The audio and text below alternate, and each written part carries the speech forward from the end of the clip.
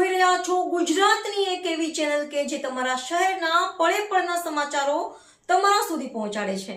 સ્વાગત છે આપનું A1 અભિક્રાઇમ ન્યૂઝમાં। હું છું એન્કર અર્પિતા પટેલ। અમરેલી તાલુકાના મોટા આકડિયા ગામે ચાલી રહેલા ઐતિહાસિક ગાયકવાડી તળાવને ઊંડું કરવાના ભગીરથ કાર્યમાં વિઘ્ન સંતોષી તત્વો દ્વારા અડચણ ઊભી કરાતા સમગ્ર નગર ગ્રામજનો અને તળાવ ઉન્નતિ સમિતિ દ્વારા અમરેલી એસપી સાહેબને લેખિત રજૂઆત કરી કડક પગલાં ભરવાની માંગ કરવામાં આવી છે। મોટા આકડિયા ગામે જનસહયોગના ભગીરથ કાર્યમાં વિઘ્ન નાખતા તત્વો સામે કડક કાર્યવાહી કરવા ગ્રામજનોએ એસપીને રજૂઆત કરી।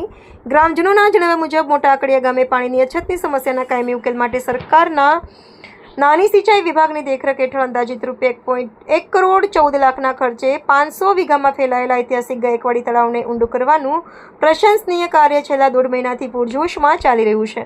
રિપોર્ટર સરફરાઝ ખોખર, અમરેલી।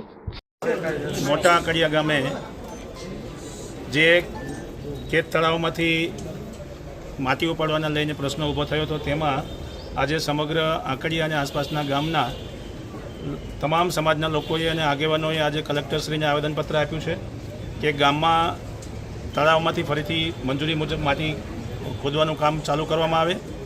જે અસામાજિક તત્વો દ્વારા કામને રોકવામાં આવ્યું છે એની સામે કડક કાર્યવાહી કરવામાં આવે અને કાયદેસરનો ગુનો નોંધવામાં આવે।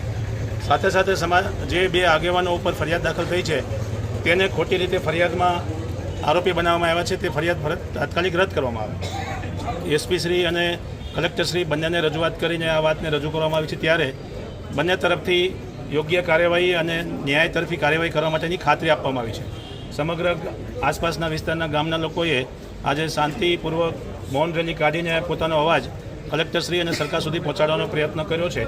ત્યારે અમે ગુજરાતમાં તમામ ખેડૂતો વતી એક આશ્વાસન પણ આપીએ છીએ કે જો આ પ્રશ્ન અહીંયા સોલ્વ નહીં થાય તો આને સમગ્ર ગુજરાતમાં ગાંધીનગર સુધી પહોંચે એ પ્રકારની લડત કરવામાં આવશે।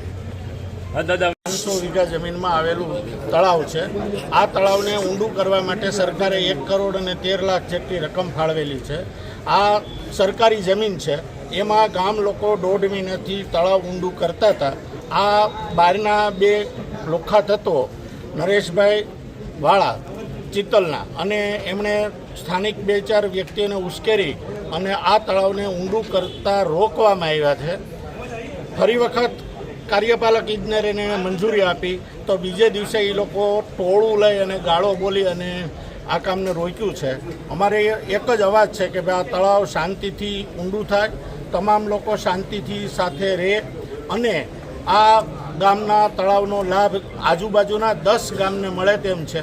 સાથે પ્રવાસન સ્થળ તરીકે પણ વિકાસ થાય એમ છે અને સૌની યોજનામાં ભરાય એવી અમારી ગવર્મેન્ટને મંજૂરી।